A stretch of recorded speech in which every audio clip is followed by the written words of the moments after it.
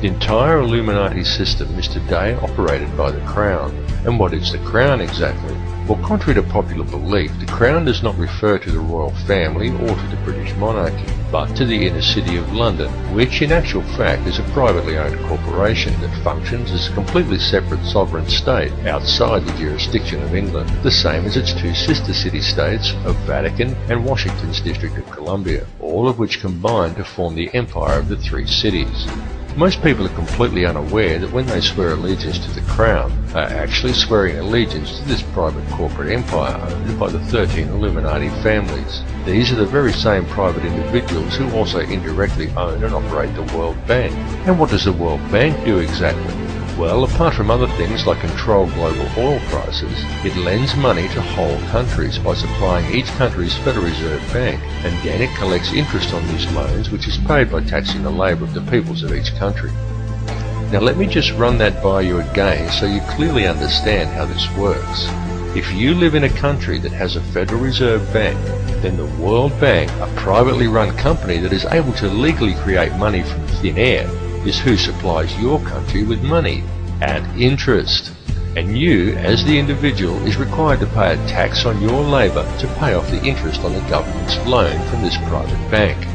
Many people are duped into believing that their taxes pay for infrastructure, and without taxes there would be no roads and no schools and the country would fall apart. But this is completely untrue. The government has the legal right to coin its own money and control its value, but it does not. It borrows money from a private bank and uses this bank loan to pay for infrastructure, and then you are taxed in order to pay off the interest on the loan. Interest which, from a business perspective, is pure profit for the international banksters. However you choose to look at things, one thing must be clearly understood, and that is that each person in the Western world who has a job is forced every year to give away approximately 3 months' worth of wages in taxes, and that tax money goes directly into the pockets of the private individuals who own and run the World Bank. It's one big privately run scam. And if you ever allow yourself to be microchipped and cash money is abolished altogether, which is their plan, then all bills and all taxes will automatically be removed from your account when they are due, whether you actually owe the money or not. And if you complain about the system, well then they can simply turn off your chip. Since all commerce will centre around the chip, you will not be able to buy food or pay rent or do anything at all, and there will be absolutely nothing whatsoever that you can do about it. And that is their goal, to limit the size of the population on Earth and to microchip those that are left. And then it's game, set and match, and total control of the world and everyone in it will be in the hands of an international cartel of criminal banksters. This whole scam is being planned and carried out very methodically. It is these people and their minions and puppets who attend such gatherings as Bilderberg meetings and the Bohemian Grove Summer Festival, and who still adhere closely to the schools of ancient mystery, which many such as the late Bill Cooper have referred to as the ancient mystery religion. However, it is more a mechanism of control designed to reach an ultimate goal than a religion. Though steeped in ritual and what many would term black magic, it is simply a system. The Illuminati system, and though its workings seem complex to the layman, in reality it's quite simple, and it's also very easy to see once one has acquired the correct manner of looking at things. And there is definite purpose and reason in the ritualistic nature of this system, in its use of numerology, symbolism and ritual, and all that is needed to realize this is a deeper understanding of the true nature of the universe and how we are all connected to it. However, this film directs its focus on the system itself and a key to the system functioning, which is through covert control of the money supply by very few people. It is crucial that people become aware of this issue because the methods by which society could free itself from this system of control are also very simple. Once a person has gained an understanding of the true realities of this world we live in, and this is not as difficult a task as you may at first think, because due to its complexities, the illusion the elite have created that most perceive as reality is a very fragile one. It is fragile because it is not reality. The reality is that the world does not have to be this way at all. It does not have to be heading in the direction that it is heading. People do not have to live in a never-ending sea of self-generating debt. Wars do not have to be fought, and children do not have to starve. And don't think people starve because the world is overpopulated. Don't believe what the television tells you. The world isn't overpopulated at all. In fact, let's look at it realistically with a simple comparison of population versus land mass, and we can do a rough estimate and formulate a quick hypothetical to demonstrate this very easily. There are approximately 6 billion people in the world, and there is 2.97 million square miles of land in the island continent of Australia. 2.97 million square miles breaks down to 1,900,800,000 acres, which then converts down to 7,603,200,000 quarter-acre blocks of land. So, we could hypothetically give every person in the world a quarter-acre block of land, and they would all fit into an area the size of Australia. Each would have enough land that they could all have gardens and grow a substantial supply of their own food, and we would still have 1,603,200,000 quarter-acre blocks, or an area roughly half the size of Queensland, left over, plus the entire rest of the world. Now just pause to let that sink into your brain for a second.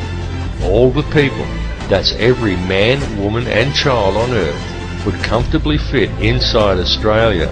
Each individual person could have a quarter-acre block of land, and we would still have half of Queensland and the entire rest of the planet left unoccupied. The world is not overpopulated at all. It is just very badly managed, and you need have absolutely no doubt whatsoever that this bad management is intentional and it is methodical. It would, however, be very simple to fix things, and all that is required is for people to wake up to how much they are being lied to and how much they are being scammed. And this goes for everyone. People really need to gain an understanding of how this system actually works, because this bad management is crippling the world and it is crippling the people.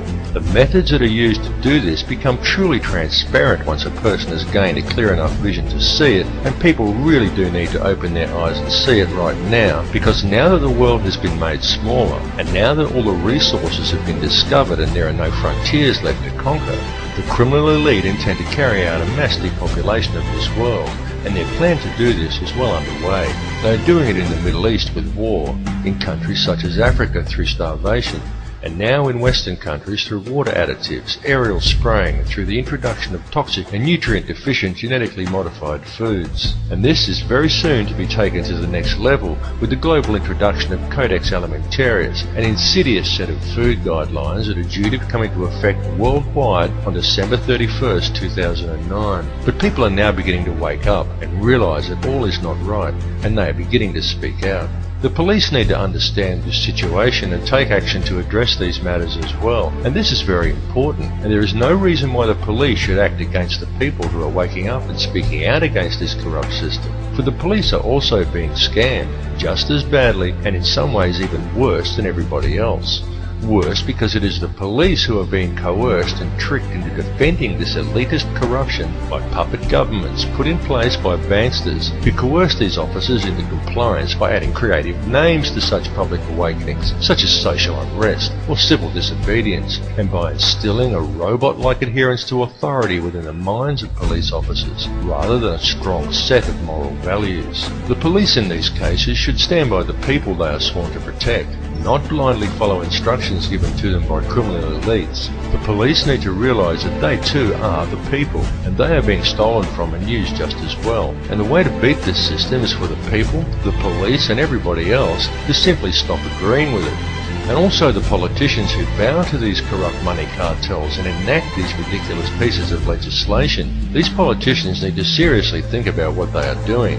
They need to realise that these money cartels don't care about them or their families. These politicians have children and grandchildren who are also going to have to live in this world that is being created. And don't kid yourself that there's a politician in a position of power somewhere who isn't a puppet. All are puppets of the money cartels without exception. These people may well have been voted into power, but the voting process is simply theatre for the masses to promote the illusion of people's choice. The people may vote for one particular candidate over another, but they do not get to actually decide who these candidates will be to begin with.